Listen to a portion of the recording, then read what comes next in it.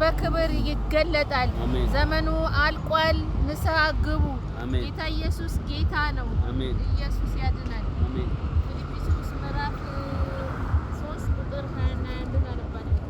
እኛ ሀገራችን በሰማይ ነው ለዛም ደግሞ የመጣ መድኃኒት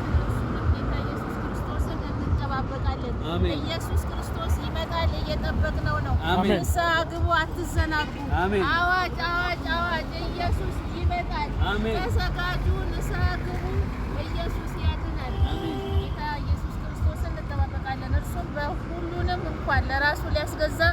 እንደሚችልበት አሰራር ክቡር ስጋውን እንዲመስል የተዋረደውን ስጋችንን ይለውጣል